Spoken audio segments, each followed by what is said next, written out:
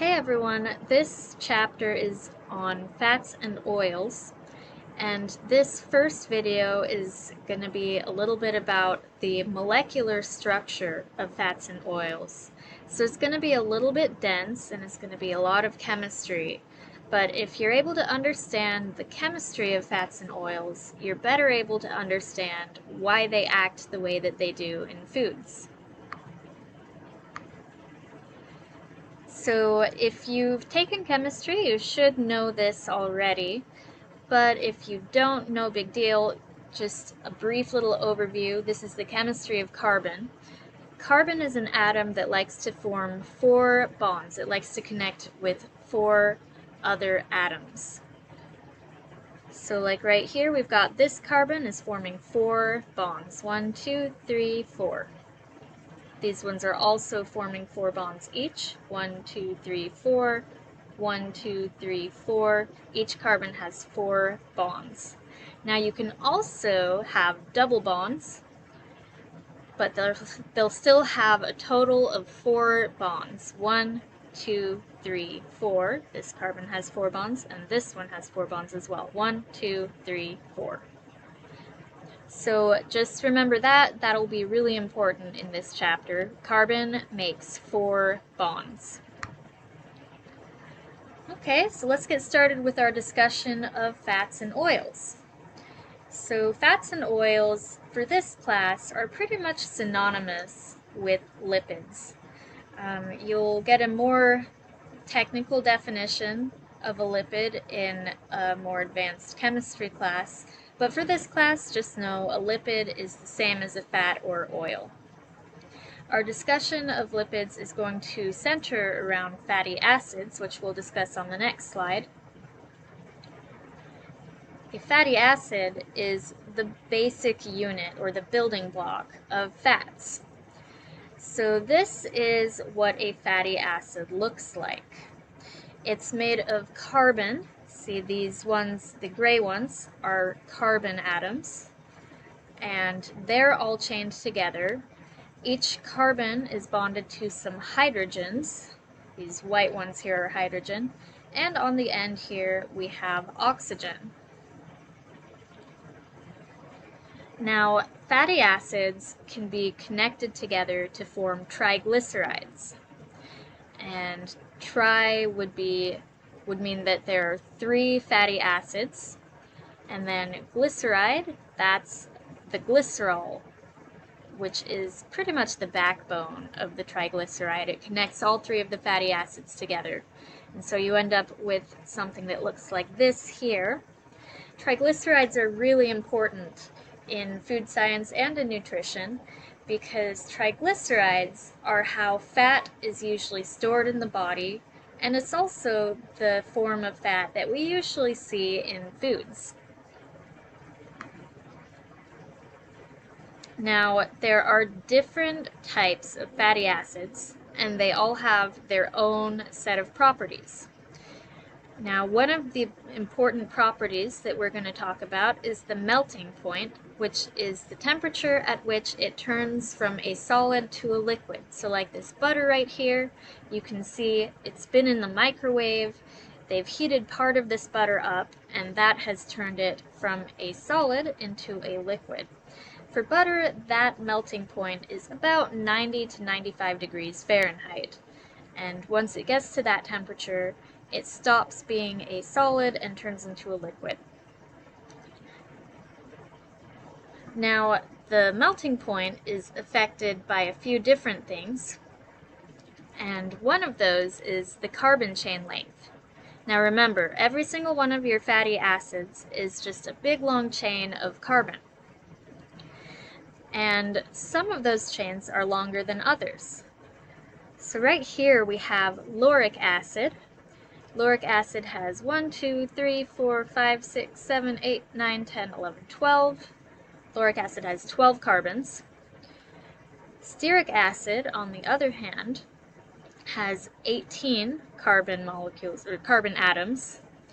And so the way that affects your melting point is that your smaller carbon chains do not cling together as much as your longer carbon chains. So stearic acid wants to stay solid longer than lauric acid does because its molecules are clinging together because they're longer.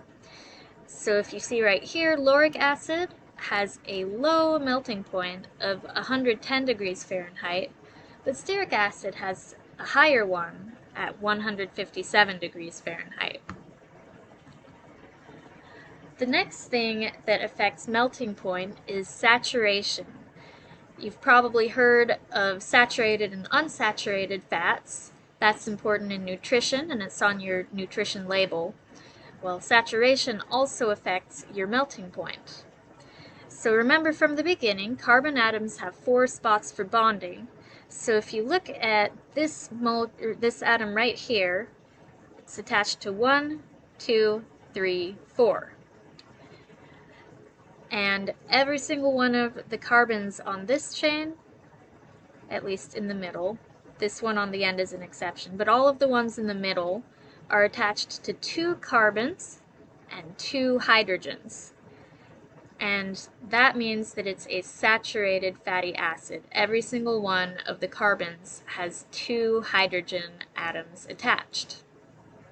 So this is palmitic acid, and it is a saturated fatty acid, but on the next slide I'm going to show you that not all fatty acids have 2 hydrogens on each carbon.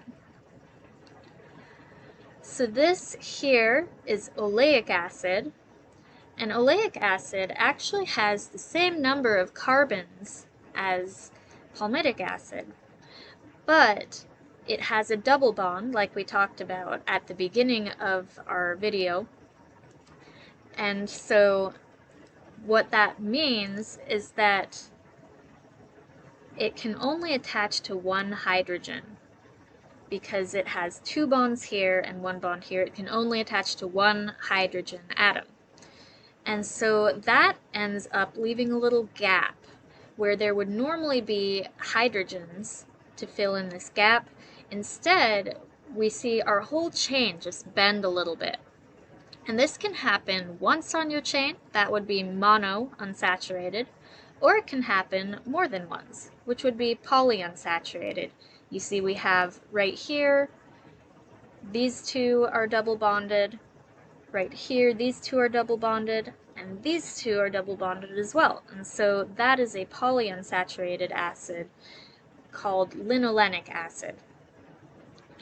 Now, these unsaturated fatty acids, because they're bent, they don't like to stick together as much, they don't stack together as neatly, and so these fatty acids end up having a lower melting point because they are more resistant to becoming a solid. So if you look up here, palmitic acid has a melting point of 145 degrees because it likes to stick together. It's long and flat, and so the molecules stack together neatly, and it likes to be a solid. Whereas oleic and linolenic acid have lower melting points because they like to be a liquid. They don't like to stick together. A third property that affects your melting point is configuration. So we talked about how unsaturated fatty acids don't have as many hydrogens, and so they bend.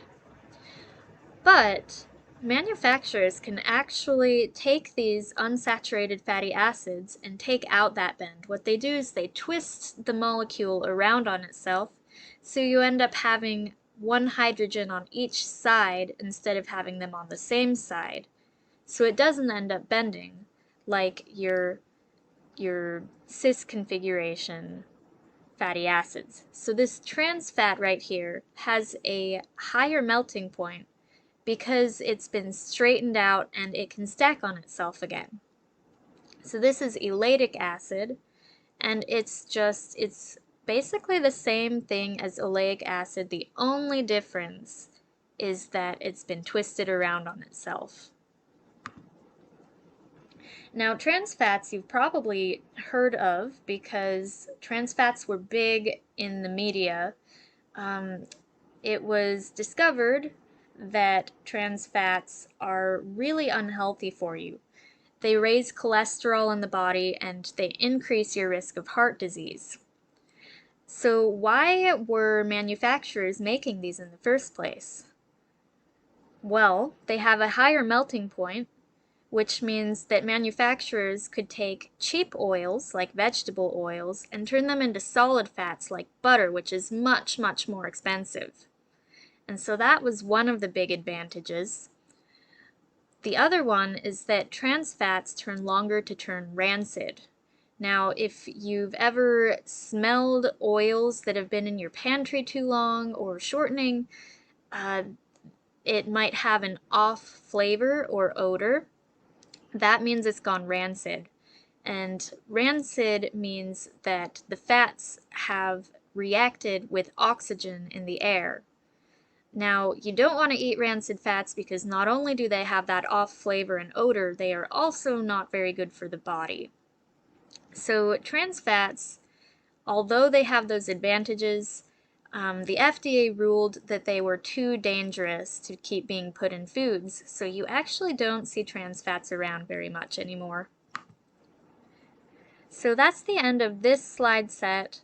In the next slide set, we are going to talk about some of the different ways that manufacturers process fats and oils.